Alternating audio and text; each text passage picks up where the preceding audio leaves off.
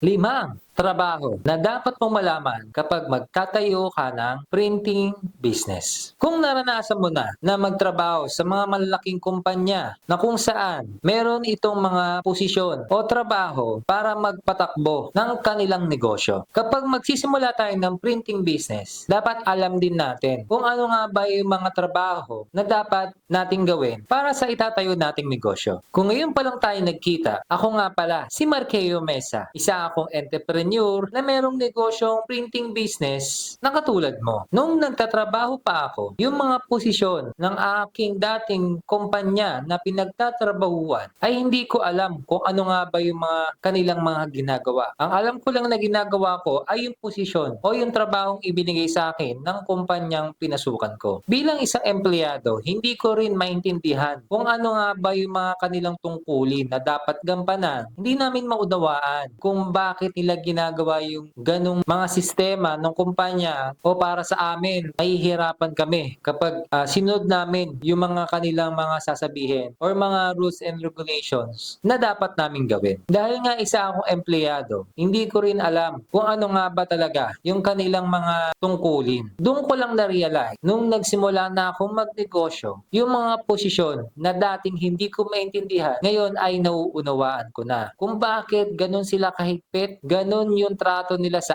amin, kung bakit kailangan maayos or sumunod kami sa kanilang mga rules and regulation, yun pala ay para sa ikakaganda at ikakaginhawa ng trabaho namin. Nung nagtayo ako ng negosyo, dun ko na pinag-aralan lahat ng mga posisyon na parehas na ginagawa ng mga malalaking kumpanya. Di ako eksperto para matutunan lahat yon. Kahit yung mga basic procedure ay okay na para sa mga nagsisimula at mga tumatakbong mga negosyo. Dahil natutunan ko na lahat ito, kahit papaano, natutunan ko na yung mga basic procedure dun sa mga trabaho o posisyon na dapat gampanan para sa aking negosyo na kahit ako lang mag-isa ay kaya ko na magpatakbo ng negosyo. Kaya dahil dito, ibabahagi ko sa inyo kung ano nga ba yung limang kailangan yung pag-aralan o trabaho na kapag magtatayo tayo ng ating printing business ay alam na natin kung ano nga ba ang mga ito.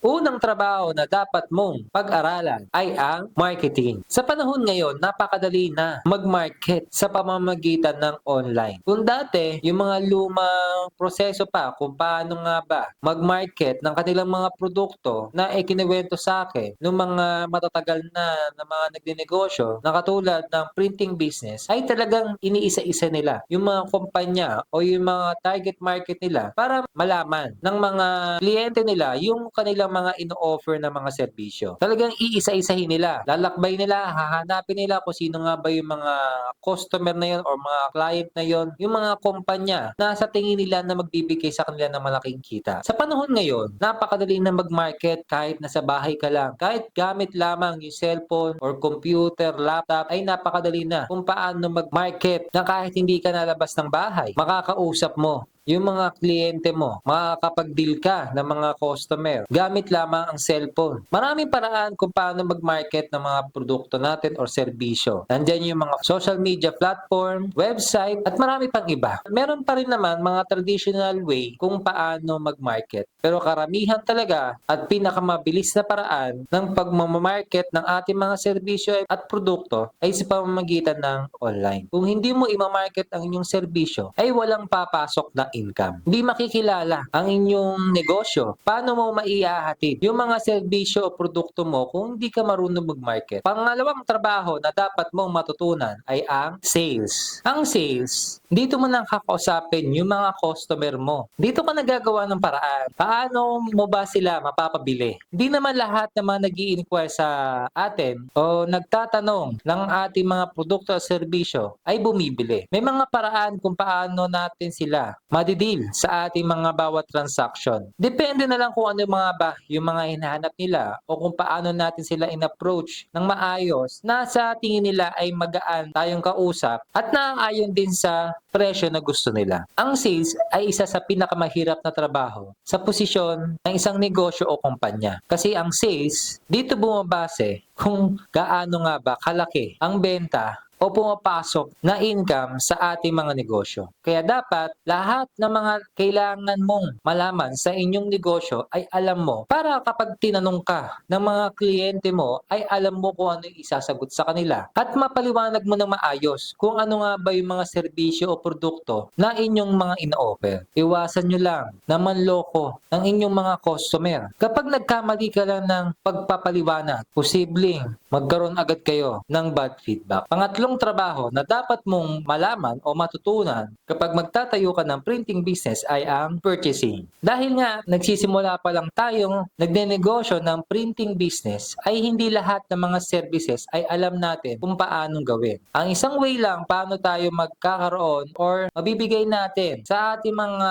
kliyente or customer yung mga serbisyo na wala natin ay maghahanap tayo sa kapwa printing services din natin kung ano yung hinahanap ng customer mo. Maghahanap tayo ng mga supplier na sa tingin natin kaya nilang i-provide yung ni-inquire sa atin ng mga customer. Isa rin yun sa diskarte para matulungan natin yung mga kliyente natin para maibigay yung kanilang mga hinihingi at hindi na sila mahirapan maghanap kung sino nga ba at ano nga ba yung mga quality produkto o serbisyo na sa tingin natin na makakabuti sa kanila at mababawasan yung oras sila sa paghahanap na mapagkakatiwalaang mga supplier. Dapat lang marunong tayong maghanap o magkilatis kung ano nga ba o sino nga ba yung pagkakatiwalaan natin na mga supplier na hindi tayo mapapahiya sa ating mga customer. Siyempre, dapat meron din tayong kikitain dito. Although hindi natin kayang palakihin yung kikitain natin dito, kahit kumita lang tayo ng maliit ay okay na. Kasi meron naman silang i-avail sa atin na produkto o serbisyo na expertise tayo dito. Pang-apat na trabaho na dapat mong matutunan ay ang graphic designer. Sa graphic designer, hindi mo naman kailangan talaga maging expert dito. Kailangan mo lang malaman kung ano nga ba yung mga basic na mga software or application na ginagamit na umuso ngayon or kadalasang ginagamit din ng ating mga customer or client. Madalas naman na meron ng mga layout yung mga customer natin, especially yung mga malalaking kumpanya kapag sila nag-i-inquire. Dahil nga, kailangan natin matutunan yung mga basic kasi kailangan din natin alamin or dito mo rin ipapasok yung mga layout na ibibigay sa atin ng mga client para magawa natin ito or ma-print. Bilang isang graphic designer, dapat alam din natin kung ano nga ba ang lalabas na output sa ating mga machine or mga printer sa pamamagitan ng mga software na ito. Ang isang graphic designer naman ay isang trabahong napakatagal gawin. Hindi mo kailangang ubusin ang oras mo sa pagde-design o maging eksperto dito dahil napakarami pa nating dapat pagtrabahuin. Basta alam mo lang yung mga basic kung sobrang dami na ng mga trabaho na kailangan ng kliyente or customer mo na walang mga layout, pwede mo naman ito ipagawa sa iba. Maghanap ka na lang din ng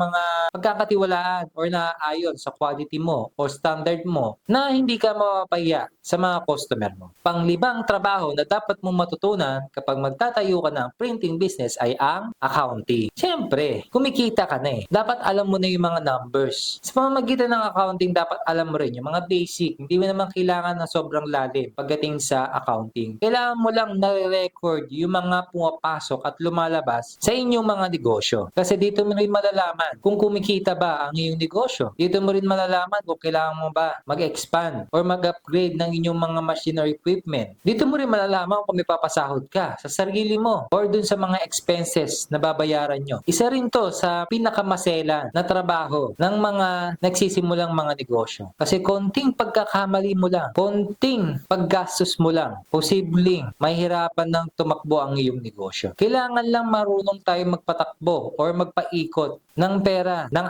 ating negosyo. Iwasan muna ang mga luho dahil nagsisimula pa lang tayo. Hindi porket kumita tayo ng malaking pera sa ating negosyo ay kung ano-ano na yung mga bibilhin natin. Dapat alam din natin kung ano nga ba yung magpapalaki or magpapalago ng ating negosyo para hindi masayang yung lahat ng mga pinagharapan natin. Accounting din ang nagko-control para magpatuloy ang mga negosyo natin. Yan ang para sa akin na dapat nating matutunan kapag magsisimula tayo ng negosyo na na printing business. Kapag magsisimula tayo, dapat tayo yung mismong may alam. Lahat ng mga trabahong iyan. Kasi hindi pa naman natin talaga kayang mag-hire ng mga magtatrabaho para sa atin. Isa lang, ang ipinapayo ko sa inyo, dapat lahat ng mga posisyon o trabaho ng inyong negosyo ay alam. Paano kapag isa sa empleyado nyo na ina-hire nyo, lalo't bagong-bagong tayo pa lang ang inyong negosyo, isa lang ang umalis dyan, mapipilay ang inyong negosyo. Sino ang papalit? Hindi mo naman alam kung ano nga ba yung trabaho gagawin doon. Kaya bilang isang nagsisimulang negosyante, dapat lahat ng trabaho ng negosyo ay alam natin. Huwag kang matakot magkamali. Alam ko natatakot ka.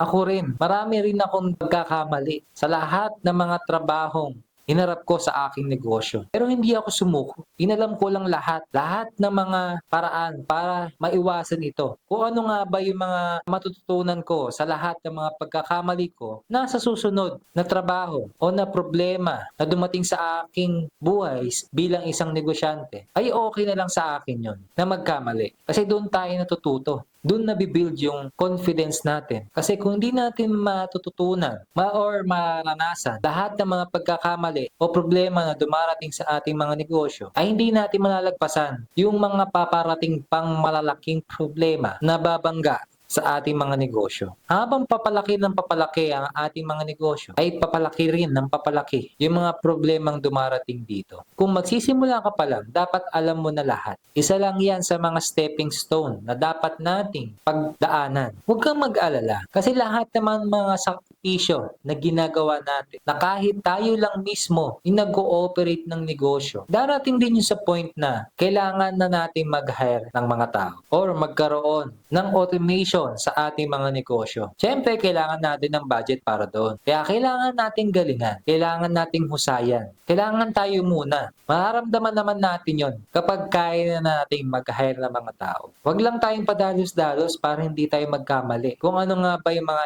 ina-hire nating mga position. Or kung ano nga ba yung dapat una nating i-hire na mga tao para sa ating negosyo. Tsaka nga pala, kung wala ka pang community na sinalihan para merong mag-guide sa inyo kapag magsisimula kayo ng printing business, ay pwede pala kayong mag-join sa aming Facebook group na Negosyanteng Printing Business. Dito sa loob ng community natin ay pwede tayong mag-share or magtanong kung ano nga ba yung mga problema na kailangan nating solusyonan na baka sakaling may mga kasagot at matulungan kayo. Siyempre, pwede rin ako yung sumagot para dun sa mga problema nyo na baka sakali na alam ko o alam ng mga kagrupo natin sa loob ng ating community. Siyempre, wag mo na rin kalimutan na mag-subscribe sa aking YouTube channel para lagi kang updated sa lahat ng mga content na ilalabas ko. Abangan nyo rin pala yung libro na ilalunch ko this year or next year. Dahil sisimulan ko pala gawin ang aking libro na tungkol sa aking buhay or kung paano ko nga ba nagsimula magnegosyo na baka sakaling ma-inspired kayo at pag-support na rin sa akin. Maraming salamat pala sa pagtapos ng video na to. Think big, start small. Lagi nyo lang tatandaan, lahat ng mga nakikita nyong mga nagtatagumpay na mga negosyante ngayon ay nagsimula rin kung anong meron ka ngayon. Hanggang sa muli, paalam! Let's go!